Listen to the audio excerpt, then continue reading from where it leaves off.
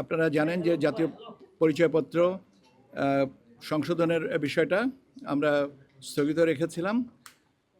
কয়েকটা ফিল্ডে স্থগিত থাকবে, কারণ হচ্ছে যে আমরা ভোটার তালিকা ফাইনাল করছি। কাজে সংশ্লিষ্ট ভোটারের নাম, বাবার নাম, মায়ের নাম, পেশা, জন্ম তারিখ, তার ভোটার ঠিকানা এবং ছবি, এই 7টা ফিল্ড এই মুহূর্তে পরিবর্তন করা যাবে না। আমরা ভোটার তালিকাটা ফাইনাল করার পরে কমিশনের সিদ্ধান্ত নিয়ে যদি ওপেন করা যায় এই 7টা ফিল্ডেও সংশোধনের প্রস্তাব আমরা বিবেচনা করব। এই মুহূর্তে যেগুলো করা যাবে সেগুলো হচ্ছে স্বামী বা স্ত্রীর নাম, বৈবাহিক অবস্থা, শিক্ষাগত যোগ্যতা, প্রযোজ্য ক্ষেত্রে ধর্ম, প্রতিবন্ধকতার ধরন, এই জিনিসগুলো, টেলিফোন নাম্বার, বিশেষ করে টেলিফোন নাম্বারটা পরিবর্তনের বিষয়টা আসছে আয়করের সাথে। অনেকেই সমস্যা ফেস করতেছেন যে তারা যে টেলিফোন নাম্বারটা ব্যবহার করেছেন এনআইডিতে, সেই টেলিফোন নাম্বারটা রেসপন্সিভ না ফ্রম অনলাইন রিটার্ন সাবমিশনের। সেই কারণে এই জিনিসগুলোকে আমরা এখন সংশোধনের সুযোগ রাখছি, কিন্তু ওই 7টা ফিল্ডে আমরা এই মুহূর্তে সংশোধনের সুযোগটা দিতে পারছি না। তার কারণ হচ্ছে যে যদি ঠিকানা পরিবর্তন হয় বা নাম পরিবর্তন হয় তাহলে এটা ভোটার তালিকায় ইম্প্যাক্ট করবে। সেই জন্য আমরা এই মুহূর্তে এটা করব না, বাট ভবিষ্যতে সময় ফার্স্ট অ্যাভেলেবেল অপরচুনিটিতে আমরা এটা ওপেন করে দেব। দ্বিতীয় বিষয়টা হচ্ছে যে নতুন এনআইডি আপনার নিবন্ধন কার্যক্রম কিন্তু চালু আছে এবং এটা চালু থাকবে। এটা 24/7 এটা চালু থাকবে, এখানে কোনো প্রতিবন্ধকতা নাই।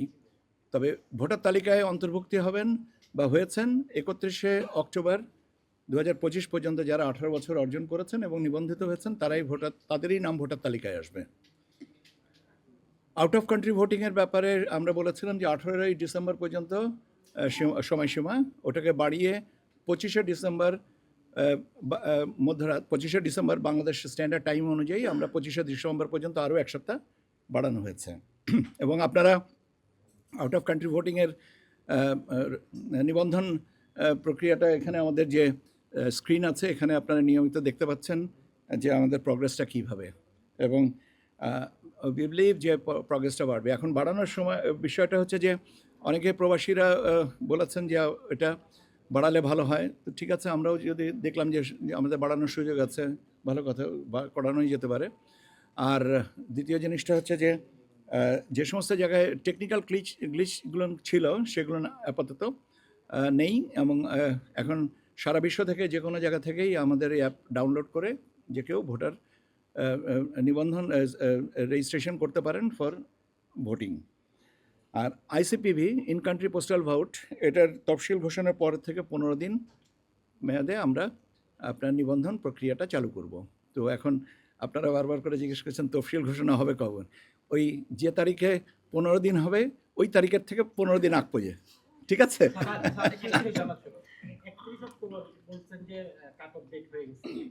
এরপরে যদি ধরেন আমার বয়স 18+, আমি যদি এখন ভোটার হই, আমি ভোট দিতে এবং প্রার্থী হতে পারবো না? একটা ছোট্ট উত্তর না। কেন? আপনি তো ভোটার তালিকায় অন্তর্ভুক্ত হননি। 18 তারিখের পরে আপনি যদি 18 তারিখের আগেও যদি 31শে অক্টোবরের আগেও যদি আপনি 18তে হয়ে থেকে থাকেন, কিন্তু আপনি তখনও হননি, কিন্তু পরবর্তীতে ধরেন নভেম্বরের 1 তারিখে হয়েছেন, কিন্তু যেহেতু আমাদের চেক আউট ডেটটা ছিল, কাট অফ ডেটটা ছিল 31 তারিখ পর্যন্ত, কাজে আপনাকে অন্তর্ভুক্ত করার সুযোগটা নেই। কেন? ওখানে বন্ধ করতে হবে, কোনো না কোনো জায়গায় একটা সীমারেখা টানতেই হবে, ঠিক আছে? এটা আমার জানা মতে না, ঠিক আছে? পারতে পারেন যদি কমিশন সিদ্ধান্ত দেয়। আইনগত আছে, আপনারা একটু ভোটার তালিকা নিবন্ধন আইনটা দেখে নিন, মুখস্থ নেই আমার। ধন্যবাদ আপনাদেরকে।